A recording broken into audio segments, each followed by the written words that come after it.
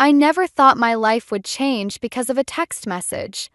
But there I was, sitting in my car at a red light, smiling at my phone like an idiot. 2 pink lines on a pregnancy test, the photo I was about to show Travis. After 3 years of trying, we'd finally done it. My name is Sarah, and that moment of pure joy was the last one I'd have for a very long time. I remember everything about those few seconds. The way the afternoon sun hit my dashboard. The faint smell of the air freshener Travis always teased me about. The song playing on the radio, some pop hit about forever love that I used to roll my eyes at but suddenly felt perfect. The light turned green.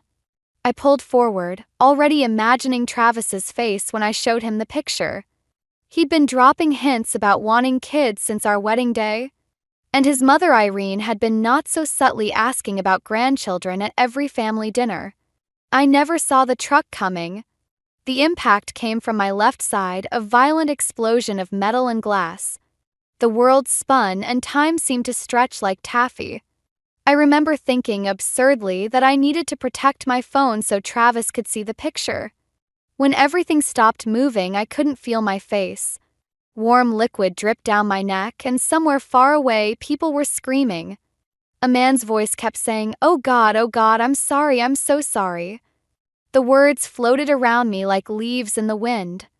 "Ma'am, can you hear me? Don't move." A paramedic's face appeared in what was left of my driver's side window. "We're going to get you out."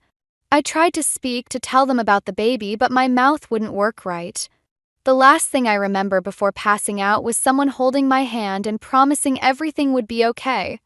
They lied. I woke up 3 days later in the hospital.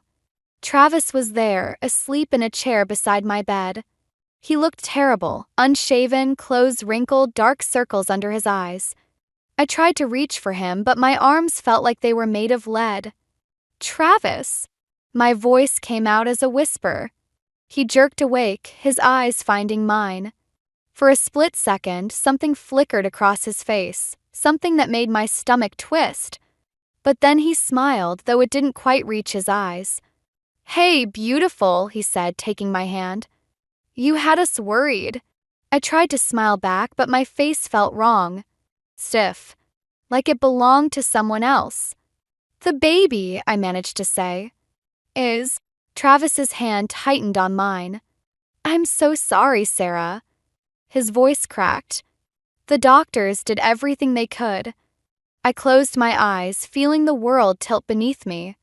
Through the fog of pain medication, I heard the door open and recognized Irene's perfume before she spoke. "Travis, honey, the doctor needs to speak with you." Her voice was soft, careful. "About the reconstruction options." "I'll be right back," Travis said, squeezing my hand before letting go. I kept my eyes closed, pretending to drift off. But I heard them in the hallway, their voices carrying through the partially open door. "She's going to need extensive surgery," Travis was saying. Her face. "Mom, I don't know if I can." "Shoo, darling. We'll figure it out. One step at a time." I lay there, tears sliding silently down my ruined face, as my husband and his mother discussed my future like I was a problem to be solved. In that moment, something inside me shifted. Something hard and cold took root where warmth and hope used to live. I didn't know it then, but that was the moment my old life ended. The moment Sarah Blake, loving wife, hopeful mother-to-be, eternal optimist, began to fade away. And something else, something stronger and darker, began to take her place. Coming home from the hospital felt like walking into someone else's life. Everything looked the same. Our modern suburban house with its perfectly manicured lawn. The welcome mat Travis's mother gave us as a housewarming gift. Even the faint smell of Travis's cologne in the entryway. But nothing felt right anymore. "I've set up the guest bedroom downstairs," Travis said, carrying my bag. "The doctor said stairs might be difficult for a while." I noticed he wouldn't look directly at me. 3 weeks in the hospital and he still couldn't meet my eyes. "Thanks," I managed, touching the bandages that covered half my face. "I've invited Mom over for dinner," he added quickly. "She wants to help with your recovery plan." Course she did. Irene Blake never missed an opportunity to manage a crisis, especially one that threatened her son's perfect life. The guest room felt sterile, like a hotel suite. Travis had cleared out all my personal items from our bedroom upstairs, arranging them with mechanical precision. My makeup vanity, a cruel joke now, sat in the corner, mirror turned to face the wall. "Do you need anything?" Travis hovered in the doorway, phone in hand. "I have a few work calls to make, but I'm fine." I wasn't, but what was the point in saying otherwise? Irene arrived precisely at 6, armed with casseroles and opinions. I sat at our dining room table, watching her arrange flowers in a vase while Travis poured wine. "The doctors say the scarring might improve with time," Travis was saying, not looking at either of us. "Well, there are always options," Irene replied, her voice dripping with forced optimism. "I know an excellent plastic surgeon in the city." Very discreet. I pushed my untouched food around my plate. "The insurance won't cover cosmetic procedures." "Oh, darling." Irene reached across the table, patting my hand. "We have to think about Travis's position at the firm. Image is everything in corporate marketing." My fork clattered against the plate. "My face is an image problem?" "Mother," Travis warned, but Irene continued. "I'm just being practical. Travis has worked so hard to build his career. And now with the complications from the accident." She delicately dabbed her lips with a napkin. "Well, sometimes life forces us to make difficult choices." Complications? The word felt like acid in my mouth. "You mean losing the baby?" Travis's wine glass froze halfway to his lips. We hadn't discussed the pregnancy since the hospital. I hadn't told him I was planning to surprise him that day. "Sarah," he started, but I cut him off. "Did you tell her about the baby, Travis? Or just about your wife's ruined face?" Irene's perfectly manicured hand flew to her throat. "A baby? Oh, Travis."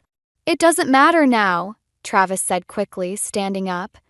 "What matters is moving forward. Mother's right, we need to think practically." I looked between them, my husband who couldn't meet my eyes and his mother who couldn't stop staring at my bandages. Perfect son and his perfect mother planning my perfect rehabilitation. "I think I need to lie down," I said, pushing away from the table. "Of course, dear," Irene called after me. "We'll figure everything out." In the guest room, I could hear their muffled voices through the wall. "Poor thing," Irene was saying. "But Travis, you're still young. There will be other chances for children once everything is settled." "Mom, please." "I'm just saying, you need to think about your future. Both of your futures." I touched the bandages on my face, feeling the rough texture of gauze where smooth skin used to be. In our wedding photos, Travis used to say I looked like an angel. Now he couldn't even look at me. My phone buzzed, a text from an unknown number. "Mrs. Blake, my name is Graham Foster. I'm the father of the young man who caused your accident. Please, I need to speak with you." I stared at the message, my fingers hovering over the screen. Through the wall, I could still hear Travis and his mother planning my future without me. Something shifted in my chest, not quite hope, but something closer to purpose. I typed back a single word. "When?" I found Travis's whiskey bottle hidden behind the cleaning supplies under the kitchen sink. 3 weeks after I'd come home and already half empty. I might not have noticed if I hadn't heard him stumbling around at 3 in the morning, talking on his phone in what he thought was a whisper. The bandages had come off yesterday. I avoided mirrors now, but I couldn't avoid overhearing Travis's late-night conversations. "You should have seen the client's face today," he slurred to someone. "Like that movie, you know? Two-Face from Batman." A pause followed by drunken laughter. I know. I shouldn't joke. But man, you try living with it." I stood in the darkness of our kitchen, holding his hidden bottle, and felt something inside me crack. The next morning, Travis acted like nothing had happened, kissing my cheek, the unscarred side, before leaving for work. Big presentation today, he said, adjusting his tie. Don't wait up. I waited until his car pulled away before going upstairs to our bedroom. I hadn't been up here since coming home, respecting Travis's unspoken wish to keep me out of sight in the guest room. Everything was exactly as I'd left it the morning of the accident, except for one thing. My old art supplies were missing from the closet. I found them in the garage, buried under Christmas decorations. The wooden box still had my name carved into it, a wedding gift from my grandmother. Inside, my brushes lay untouched, along with the expensive oils Travis had bought me when I'd mentioned wanting to take up painting again. You should focus on more practical things, Irene had said back then. Travis needs a wife, not an artist. I set up the easel in the guest room, facing the window. The morning light fell across my canvas as I mixed colors, muscle memory taking over. Red for anger, black for grief, yellow for the hope I used to feel. The brush moved almost on its own, creating something both beautiful and terrible. Hours passed. The front door opened and closed. Travis's footsteps paused outside my door. Sera? Mother's here for dinner. I didn't answer, adding another streak of red to the canvas. The door opened. Sarah, what are you? Travis stopped mid-sentence. What is that supposed to be? I stepped back from the painting, a woman's face, split down the middle. One side perfect and pristine, the other distorted and fractured, with a wine glass pressed to smiling lips. It's you, Irene's voice came from behind him. Or rather, what you've become. I call it two-face, I said quietly, watching Travis's face pale. Funny, right? I don't understand, he stammered, but his eyes gave him away. Don't you? I heard you last night, Travis. And the night before. And the night before that. Irene stepped between us. Now, Sarah, Travis has been under tremendous stress. If you just try to understand. Understand what? I turned to face them fully, watching them flinch. That my husband makes jokes about my scars? That he hides bottles around the house? That he can't even sleep in the same room as me anymore? That's not fair, Travis protested. I'm trying. To what? Keep up appearances? I gestured to the painting. Is this appearance better? Perhaps, Irene said stiffly. This emotional outburst is a sign you need professional help. I laughed, and the sound made them both step back. Professional help? Like that plastic surgeon you keep mentioning? The one who can fix Travis's image problem. Sarah, please! Travis reached for me, but I moved away. Don't worry, I said, picking up my brush again. I'm working on fixing everything. They left the room, whispering urgently to each other. I turned back to my canvas, adding the final touch, a text message floating in the background. Tomorrow at 2. I'll explain everything. Graham Foster. I stepped back, studying my work. In the painting, both sides of the face were smiling, but for very different reasons. Tomorrow, I'd meet the father of the man who destroyed my face. Tomorrow, everything would change. But tonight, I had more painting to do. Cafe Graham Foster chose was exactly what I expected. Quiet, expensive, far from anywhere Travis or Irene might go. I wore a scarf wrapped partially around my face, drawing less attention than the medical mask I'd gotten used to wearing in public. Graham stood when I approached his table, and I immediately recognized the guilt in his eyes. I'd seen it in the mirror often enough lately, that look of someone haunted by what they couldn't change. Mrs. Blake, he said softly. Thank you for coming. Sarah, I corrected, sitting down. Your son, is he? In rehab. Graham's hands tightened around his coffee cup. Again. The accident happened after he left his third facility. I should have seen it coming. A waitress approached, hesitated when she saw my scarf, then plastered on a professional smile. I ordered black coffee, waiting until she left before speaking. Why did you want to meet? Graham pulled out a folder, sliding it across the table. These are brochures from the top reconstructive surgeons in the country. I've already spoken with Dr. Chen in New York. He's willing to take your case.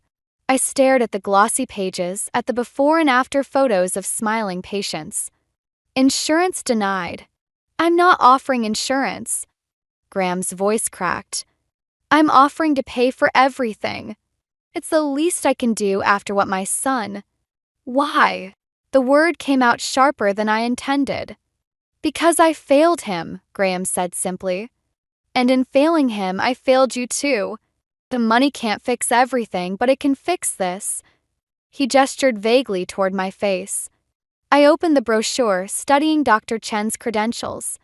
Cost listed made my stomach clench, more than Travis made in a year. Your husband doesn't know you're here, Graham said. It wasn't a question. No. Good. He leaned forward. Because there's something else you should know. The night of the accident, my son wasn't alone in the car.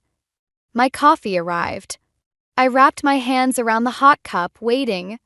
There was a woman with him. Someone's wife. Graham's voice was heavy with meaning.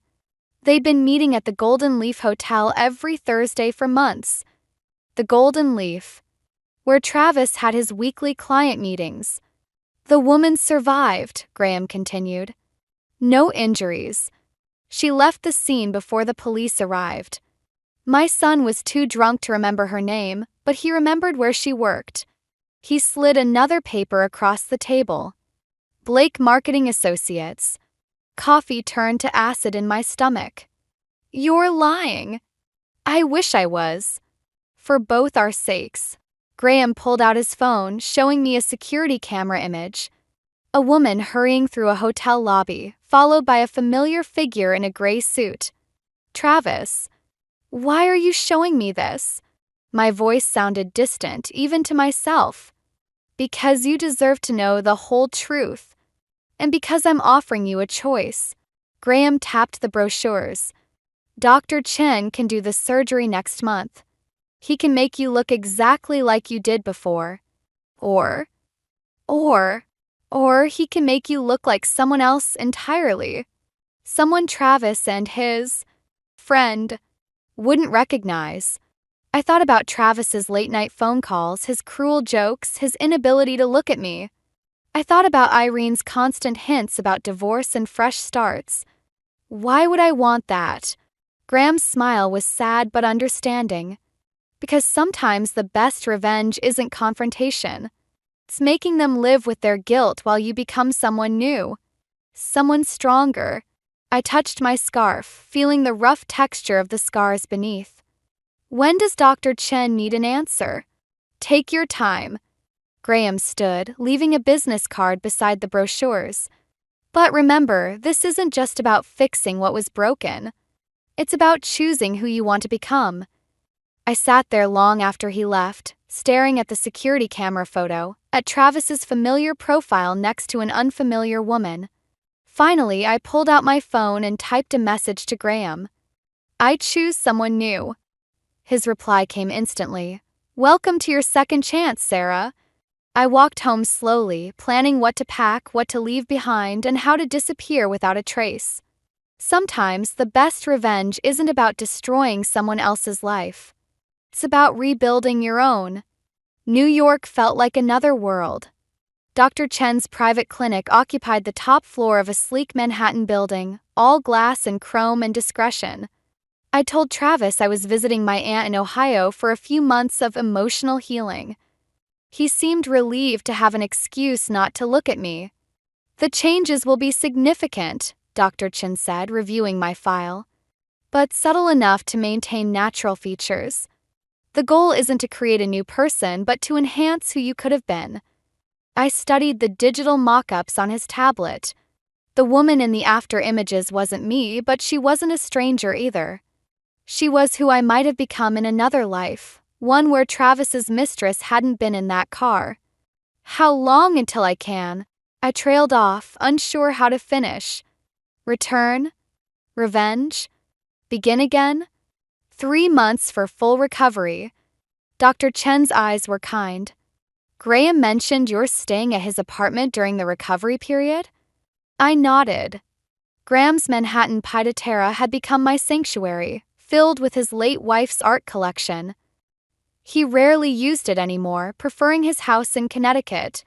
The first surgery was scheduled for tomorrow. Tonight, I sat in Graham's apartment, watching the city lights flicker like stars. My phone buzzed. Travis. How's your aunt? His voice was slightly slurred. Thursday night. Golden Leaf Hotel night. Fine. I touched the surgical consent forms on the coffee table. How's work? Busy. Listen, Mother wants to know when you're coming home. She's worried about appearances. Course she was. I imagined them together at their weekly dinner, discussing how to manage their damaged goods. I need time, I said, the lie coming easily now. To heal. Right. Well, take care of yourself. He hung up before I could respond. My phone buzzed again, a text from Graham. Ready for tomorrow? I started to type yes, but stopped when another message appeared. An unknown number. Are you sure you want to know the truth about that night? My hand shook as I replied. Who is this? Someone who was there. Someone who knows what really happened.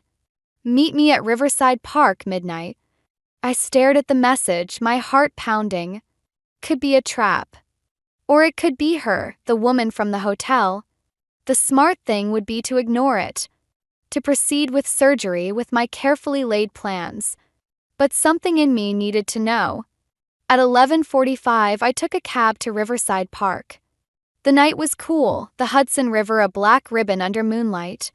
A woman sat alone on a bench, her face hidden by a hoodie. Mrs. Blake, she said as I approached. Or should I say, the first Mrs. Blake? She pushed back her hood, revealing a face I recognized from office party photos on Travis's desk. Sarah from accounting. He wasn't supposed to be there that night, she said quietly. At the hotel. He was following me, suspicious. When he saw who I was meeting. His client, I finished, the pieces clicking into place. She laughed bitterly. The client's wife. Travis caught us together. He was drunk, angry. Started making threats about exposing everything. That's when. When what? When he called his friend, the guy who hit your car. Asked him to teach his cheating client's wife a lesson. Follow her car, scare her a little. Sarah's voice cracked. But the guy was high, confused. He followed the wrong car. Yours. The world tilted sideways. Travis. Travis arranged the accident. Not yours. He never meant. She stood up, backing away. I just thought you should know. Before you disappear. I watched her hurry away, my mind spinning.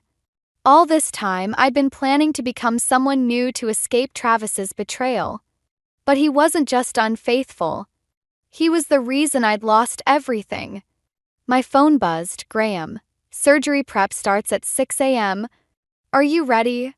I looked at my reflection in the dark window of a passing car. Tomorrow, I wouldn't just become someone new. I'd become someone Travis would never see coming. Ready, I typed back. But we need to modify the plan. 3 months after my surgery, I stood outside our house in the rain, unrecognizable. My new face, beautiful but different, felt like armor. The divorce papers in my bag felt like weapons.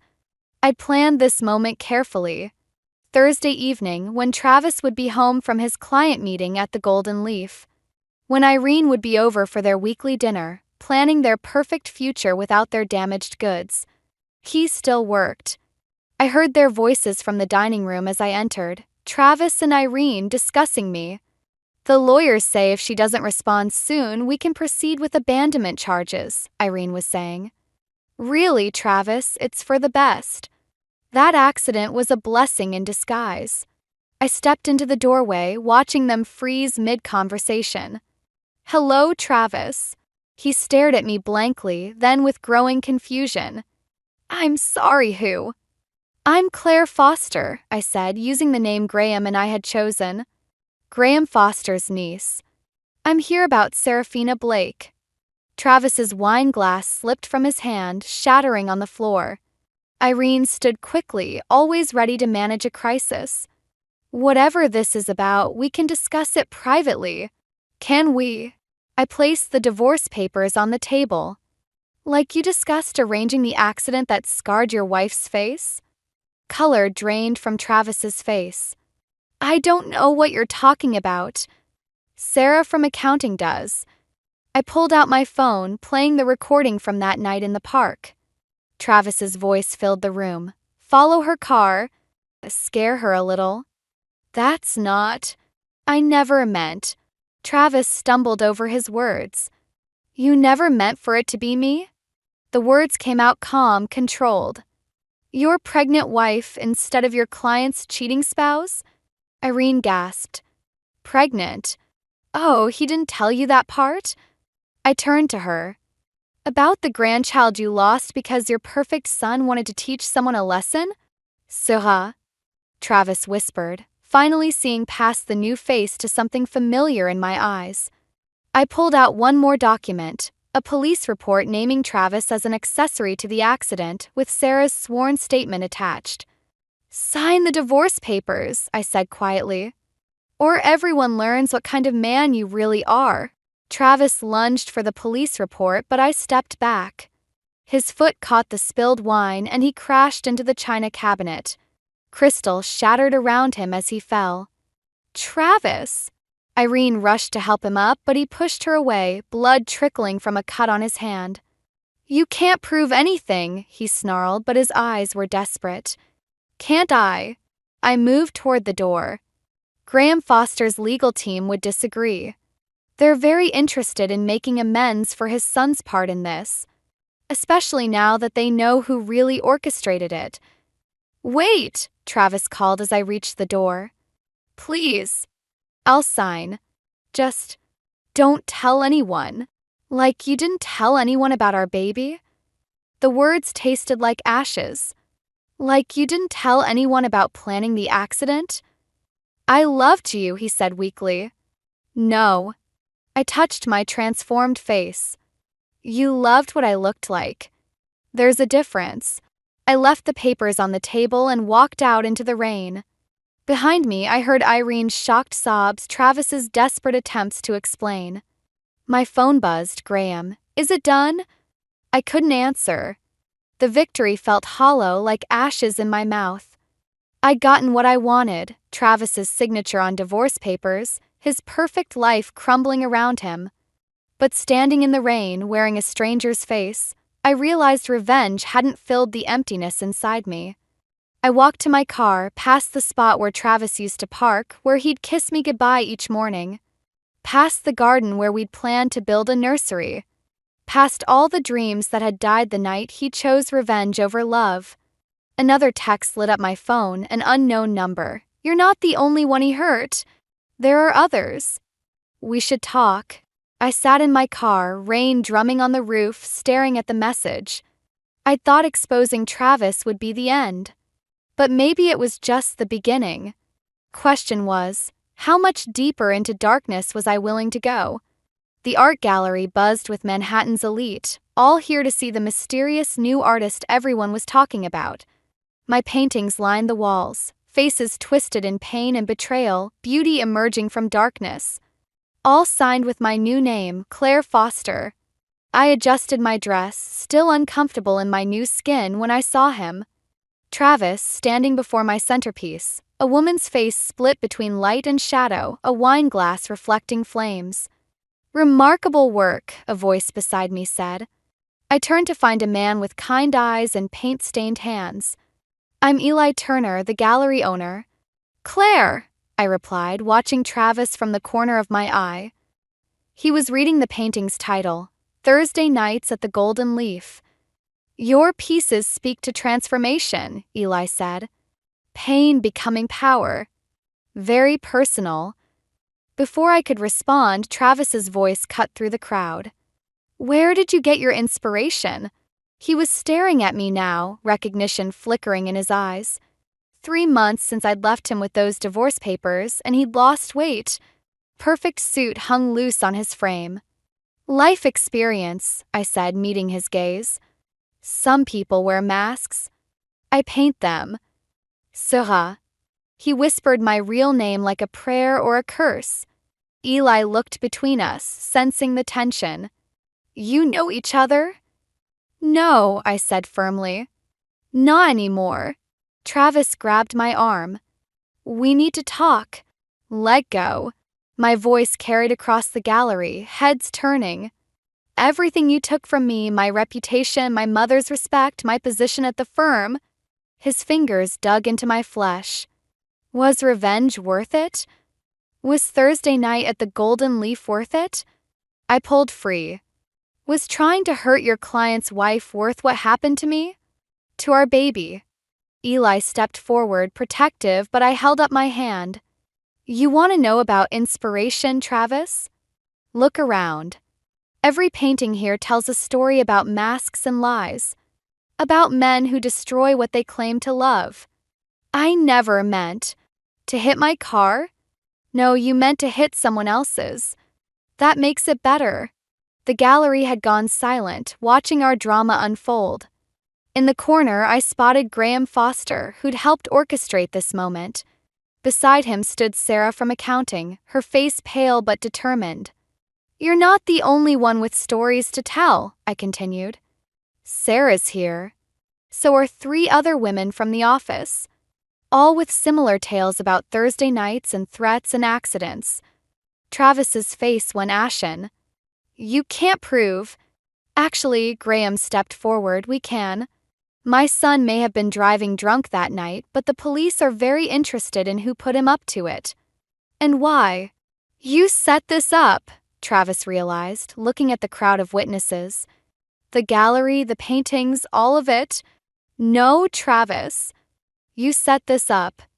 Years ago, when you decided other people's lives were yours to destroy. He lunged for the painting, but Eli was faster, stepping between us. Travis's fist connected with Eli's jaw instead of the canvas. Security appeared instantly, restraining Travis as he shouted about lies and betrayal. As they led him away, Irene emerged from the crowd, her perfect makeup streaked with tears. I never knew, she whispered, about any of it. The women, the accidents, the baby. Would it have mattered? She flinched at my tone, finally seeing herself in my paintings, the enabler, the keeper of masks. I'm sorry, she said, but I was already turning away. Eli touched his bruised jaw, managing a smile. Hell of an opening night. I should explain. You don't owe me explanations. He gestured to the paintings. Your art already tells the truth. The real question is, what story do you want to tell next? I looked around the gallery, at my pain transformed into beauty, at the women Travis had hurt now standing tall, at Graham's proud smile, at Eli's understanding eyes. Something new, I said finally. Something that isn't about masks or revenge. I'd like to hear that story, Eli said softly. For the first time since the accident, I felt truly seen, not for my old face or my new one, but for who I was beneath both masks. So would I replied, ready to begin again. 1 year later, I stood in my studio apartment, surrounded by half-packed boxes and new paintings. These weren't about masks or revenge anymore. They showed healing, growth, moments of unexpected joy caught in color and light. A letter from Graham sat on my desk, delivered this morning. I'd been afraid to open it, but now seemed like the time. Dear Sarah, or Claire, you'll always be both to me now. My son came home yesterday. 6 months sober. He asked about you, about the accident. I told him everything, about Travis's manipulation, about your transformation, about how your strength helped me find the courage to reconnect with him. He wants to apologize in person, but I told him that's your choice to make. Some scars need time to heal. Others teach us who we really are. Thank you for showing me that redemption isn't about erasing the past. It's about painting a better future. Graham. A knock at the door interrupted my thoughts. Eli stood there, paint-stained hands holding coffee and bagels. Ready for moving day? Almost. I gestured at the chaos. Just reading a letter from Graham. Good news. Different news. I touched my face, no longer the one I was born with, not quite the one Travis had destroyed, but entirely my own. His son wants to meet. Eli set down breakfast, giving me space to process. That's what I loved about him. He understood the power of silence. The gallery called, he said finally. They want to know if you're ready to show your new series. I looked at my latest paintings. No more darkness, no more hidden meanings. Just light breaking through clouds, hands reaching toward each other, faces emerging from shadows into dawn. I think I am. I picked up my favorite piece, a self-portrait showing all three versions of me, not as masks but as chapters in a longer story. But under my real name this time. Which one? Both. Serafina Claire Blake. No more hiding. He smiled, understanding what this meant. And the meeting with Graham's son? Maybe. I folded Graham's letter carefully. Some stories need proper endings. My phone buzzed, a news alert about Travis. He'd pleaded guilty to conspiracy charges, along with several counts of harassment. The other women had come forward, each with their own stories of Thursday nights and threats and accidents. Irene had testified against him. You know, Eli said, reading over my shoulder, your first show helped those women find their voice. They helped me find mine too. I closed the article. I thought revenge would heal me, but it was telling the truth that finally did it. We spent the morning packing, wrapping each painting carefully. Eli handled them like precious things, not because of their value, but because they were pieces of my journey. Near sunset, we carried the last box to his truck. My new apartment was above his gallery, a place for both art and living, he'd said. A place to begin again. Oh, he reached into his pocket. This came to the gallery yesterday. It was a small package from Irene. Inside, I found my old wedding ring and a note. I kept this when Travis threw it away. It belonged to his grandmother, but it should have been yours. Sell it, keep it, whatever brings you peace. I'm learning that's what matters most. Irene. I held the ring up to the fading light. Once it had represented everything I wanted. Now it was just a circle of metal, heavy with history but powerless to hurt me. What will you do with it? Eli asked. I smiled, an idea forming. I think I just found the centerpiece for my new show. Something about transforming old pain into new beauty. He took my hand, the one that used to wear that ring, and kissed it softly. Ready to go home? Home. Not a place to hide or seek revenge. Not a mask to wear or a role to play. Just a space to be wholly, completely myself, scars, changes, strength and all. Yes, I said, leaving the past behind one final time. I'm ready.